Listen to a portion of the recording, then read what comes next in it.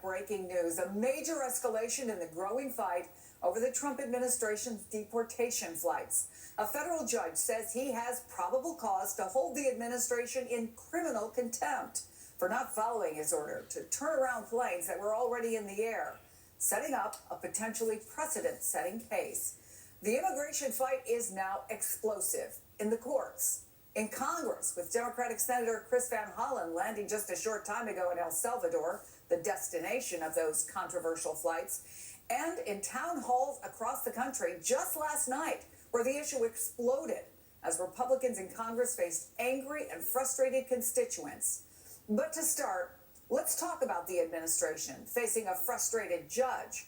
NBC's Gabe Gutierrez is reporting from the White House. MSNBC legal analyst, former U.S. attorney, and Michigan law professor Barbara McQuaid is here as well.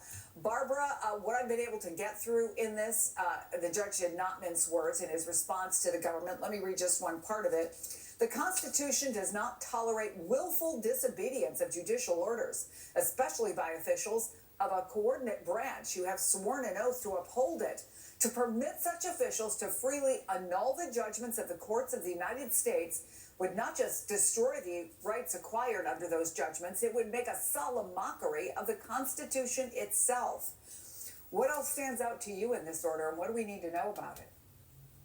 Well, the judge wasn't going to let this go. This was the hearing where he conducted a hearing. He said if there are planes in the air, they must turn around because none of these people has had the due process to which they are entitled, notice, and an opportunity to be heard.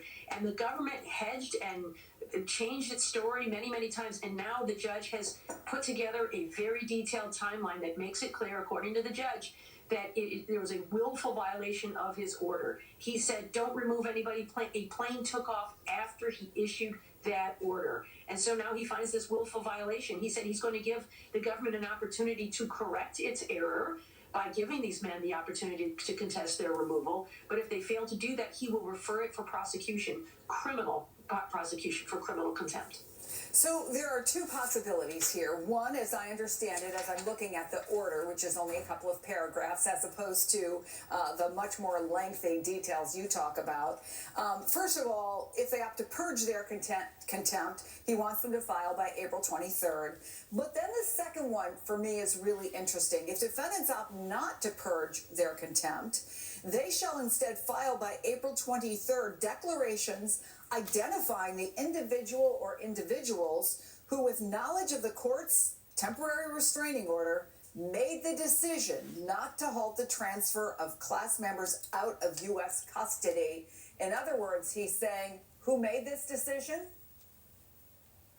Yeah, absolutely. One of the things that the lawyers have tried to do here is to evade accountability by saying they don't know who made these decisions. And that may very well be the case. It may be that the government officials are sort of hiding behind the legalese and not telling the lawyer who the specific individual was who made the decision. But that's the person that Judge Boasberg is going to want to prosecute for criminal contempt.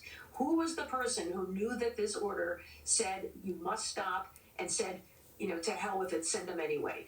There's somebody out there who made that decision, and Judge Boasberg is telling the government, cough him up. Dave, is there any response from the White House yet? Hi there, Chris.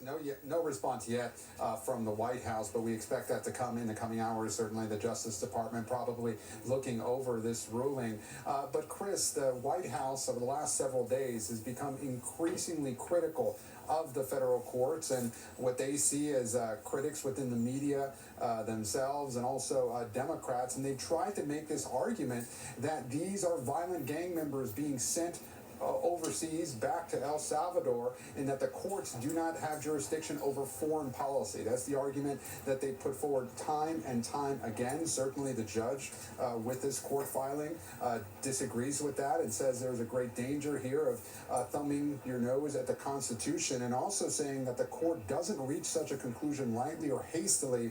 Indeed, it has given defendants ample opportunity to rectify or explain their actions. Now, Chris, this also dovetails with another case that, a specific case that has been in the news over the last several days, that of Kilmar Abrego Garcia, who was deported to El Salvador yesterday. A separate judge said that she wanted to see the government turn over evidence and depositions within the next 2 weeks. So basically, Chris, this it comes as the federal judiciary is clashing directly with the executive branch and has major implications going forward. Again, we're waiting for a response from the Department of Justice, from the White House, to see what their next move is. We don't have it as of yet, Chris. All right, I know you'll get to us if something pops up on your phone, Gabe, so stand by for us.